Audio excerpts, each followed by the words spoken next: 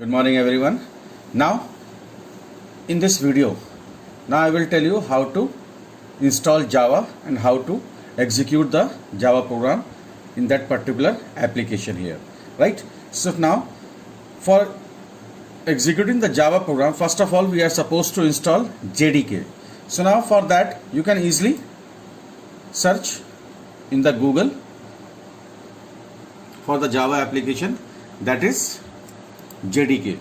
So now you can search like this, JDK 1.5 or JDK. If you will write simply JDK download, you will get it easily, and JDK 1.5 onwards any version you can install.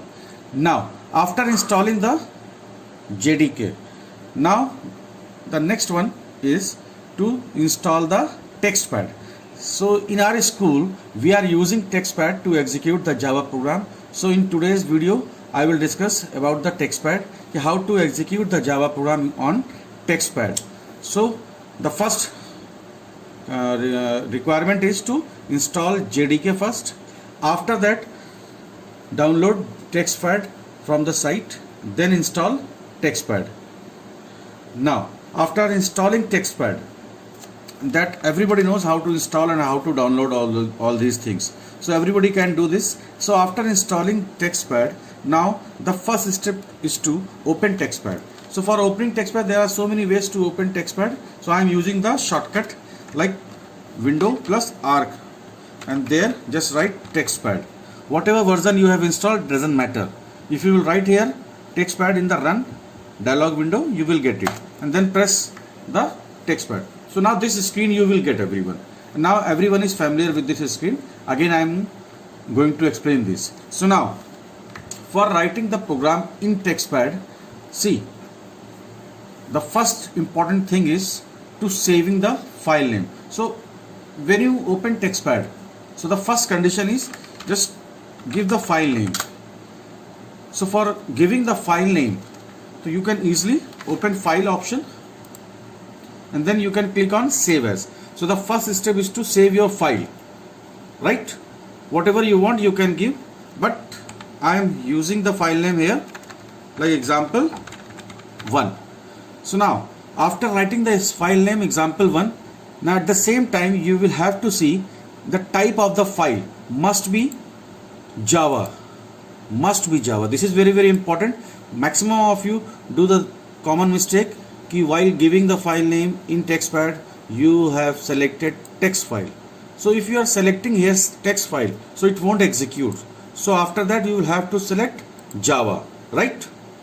This is very important. So here these two are very important thing. After that just click on save. So now after clicking on saving, now just see here. Now see here the file name you are getting here, example1.java.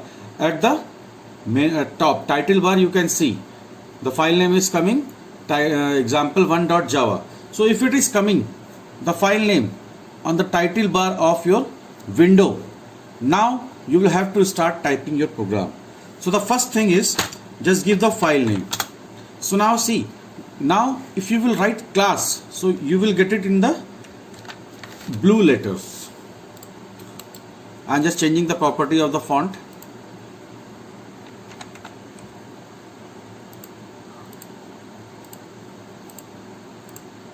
Now you can easily watch it carefully, easily understand. So now, so after writing this class keyword, now we are supposed to write the class name.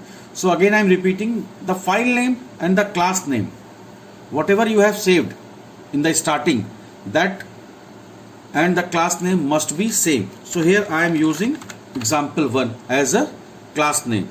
So now while writing the class name, do not use the extension .java because that is not allowed. Only the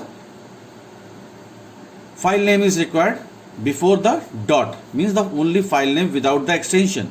And while declaring the file name or while declaring the class name, do not give any space in between, right? After that just come to the next line, and now see, wherever your cursor is coming, just start typing from there. So we are writing the simple program of addition of two numbers. So this is the common thing. which I told you in the last video also. In each and every program, instead of this ARG and ARGS, whatever you want you can write, but initially I am using here ARG only. After that, so these two are the common line which you will have to repeat again and again, but in these two lines only the class name would be different in each and every file. The class name and the file name, again I am repeating, must be same. So after this, now we are supposed to declare the variables in your program. So the program I am showing you here sum of two numbers. So for that we need two numbers. So A, B and S. So A and B we are using as a number, and S you can assume for storing the result. So here initially I am going to store some values, right? So now the next line would be A plus B. So after that, system.out.println for printing the result.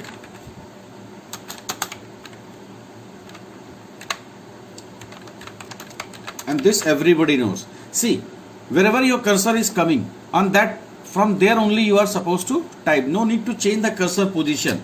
So after typing the program, now you are ready to execute your program.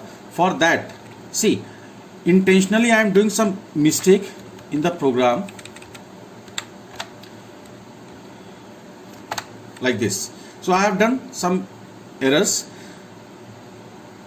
Through that you can easily understand while compiling before execution what are the steps. So now after that, now we are supposed to compile the program.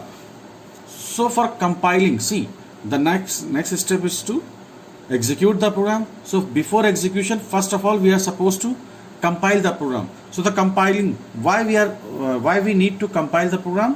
For checking the errors. If there is no error, so you will get the message that there is no error. Now that means your program is ready to execute. So now for compilation there are two things. See here in the tools option. In the tools option there is a sub option compile Java, and there is a shortcut key also written, Control 1, and for run Java application Control 2. So these two shortcuts key we will prefer. So you can select compile Java. Now see, while selecting the compile Java you are getting so many errors. So now that means you cannot execute the program before rectifying these errors. So now again go back to your program, and before coming to the program, first read the errors. So I know the errors because I have intentionally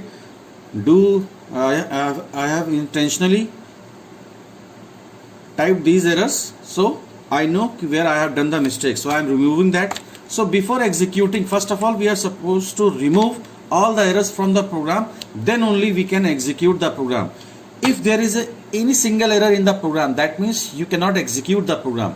So for that you will have to compile it. You will have to remove each and every error from the program. So now see, I am compiling.